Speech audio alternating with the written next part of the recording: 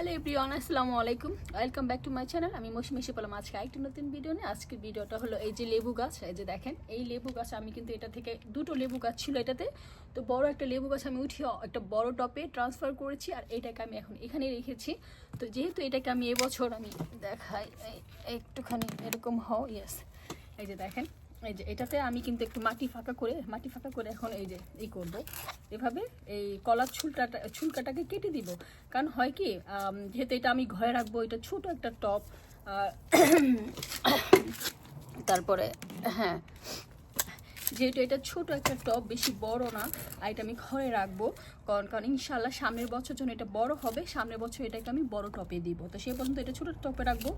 আর এইভাবে আপনার যে ওয়েস্ট ফুডগুলো আছে, মানে খাবার যে ছুলকা মানে সবজির যে এক্সট্রা যে ইগুলো আছে ফেলে দিতে হয়, সেগুলো আমরা না ফেলে আমরা কিন্তু এরকম গাছের গোড়ায় কিন্তু যত টপ আছে, যাদের টপ আছে অনেক বা মাটিতে আছে, তারা কিন্তু মাটি একটু সরিয়ে এরকম ধরে এরকম দিয়ে মাটি সরিয়ে কী করবেন, সবজিগুলো দিয়ে দেবেন। যেমন আমি কলা ছুলকা দিয়েছি, তারপর দিচ্ছি হলো যে এই যে দেখেন,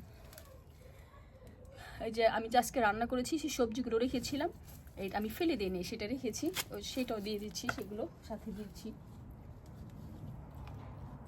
তারপর পেঁয়াজের ছুলকা এগুলো সব আছে, এইগুলো দিয়ে জানেন আমি এগুলোকে এখন কি করব, এই যে মাটি চাপা দিয়ে দিব। এই যে দেখেন মাটি চাপা দিচ্ছে, আমি আরও মাটি দিব, এখানে আরও মাটি দিব। মাটি দিয়ে তারপরে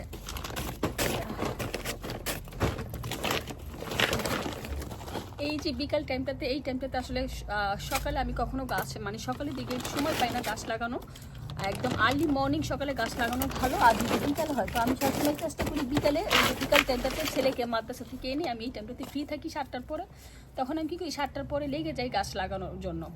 আমার যত গাছ টাছ আছে সব লাগানোর জন্য বসে পড়ি। তো এখন আমি এই যে দেখেন, আমি কিন্তু এখন গাছ লাগাচ্ছি লেবু গাছটাকে। ইনশাআল্লাহ আপনারা সবাই দোয়া করবেন যেন গাছটাকে আমি সুন্দর করে দেখেন, যে মাটি দিয়ে দিলাম।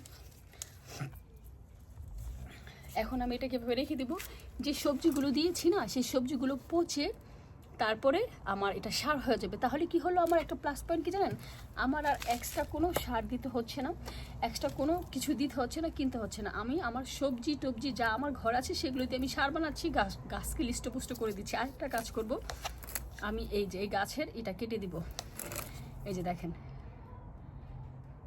তাহলে হবে কি, এই যে দেখেন, তাহলে এখন এটা থেকে শাখা বের হবে, শাখা প্রশাখা বের হবে, গাছটা ভালো হবে, হেলদি হবে। এই যে দেখেন বের করে দিলাম।